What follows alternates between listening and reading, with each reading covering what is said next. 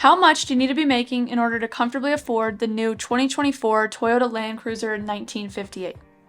Let's find out. So I've previously gone over the mid-level Land Cruiser trim, but this is the base model 1958, which has a starting price of $55,950. So I actually did get the privilege of being able to drive one of the 1958 Land Cruisers very recently, and I do have my own opinions about it, but I want to see what the cost breakdown would be, considering that this is the base model version of the Land Cruiser, and right now it's a very popular vehicle. So let's go through and look at the features that the base model 1958 actually offers, and some of the packages and accessories that are available for an additional charge, and then we'll go through and do a cost breakdown and see what the actual cost of ownership would be for the 1958, including things like car insurance, maintenance, gas, and all of the financing terms and everything of that sort that actually determines what the cost would actually be, and then ultimately see if it's actually worth the price that it is, or if going with one of the upper trim levels, like the Land Cruiser or the First Edition, would be a better choice, or maybe even going with a different vehicle altogether, such as the 4Runner or something similar. So for starters, in terms of features, the 1958 exterior only comes in black, white, or meteor shower, and meteor shower is technically just a dark gray, and that does happen to be the one that I actually got to spend some time with recently. I do personally like this color. I think it looks very good on this vehicle. It does come off kind of goldish at certain angles and in the sunlight, but overall I think it's a very good looking color for this vehicle. It also only has the black cloth interior as an option, and it also has the 2.4 liter 4-cylinder iForce Max hybrid engine, and it has full-time 4-wheel drive as well. And the 1958 also comes with 18-inch dark gray metallic alloy wheels, and then of course you have your all-terrain tires. It also has the front skid plate as well as the heritage-inspired circular LED headlights, which I personally actually really love those headlights. I think they look great on this car. The mid-trim Land Cruiser doesn't have those for some reason. They have the rectangular ones, but the 1958 and the First Edition do have the Heritage circular LED headlights. But it also comes with the black Toyota Heritage grille, as well as the Land Cruiser badging on the back. It also has heated front seats, a 7-inch digital gauge cluster, a leather-trimmed shift lever, and then it also has 12 cup holders.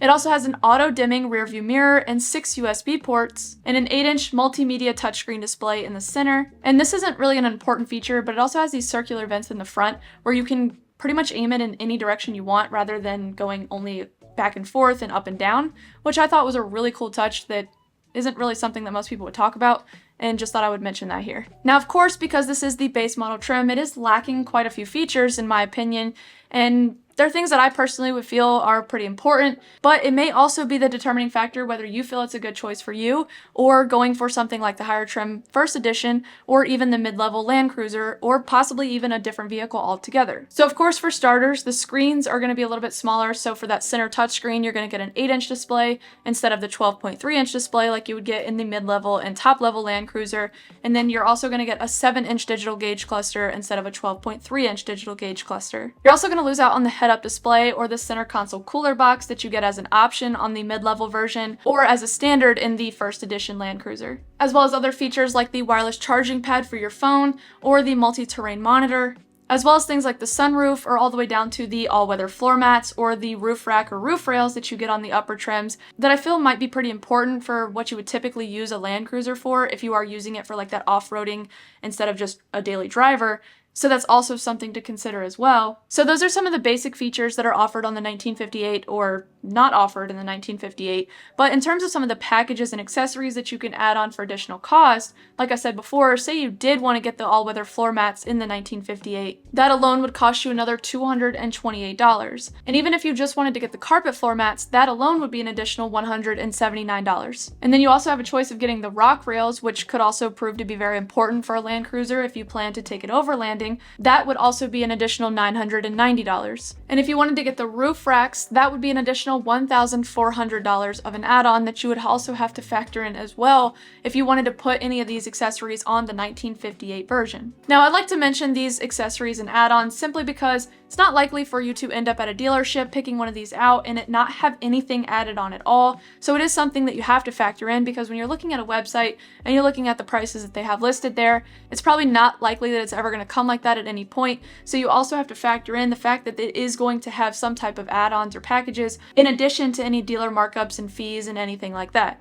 But very quickly, before we get into the numbers, check out feelingprettygood.com. I'll tag them in the description below. They're an automotive lifestyle brand, and they've got a lot of cool accessories and apparel and things of that sort. And if you use code HAVEN at checkout, then you'll get an additional 10% off your entire order. It does very much help the channel, so I do greatly appreciate that.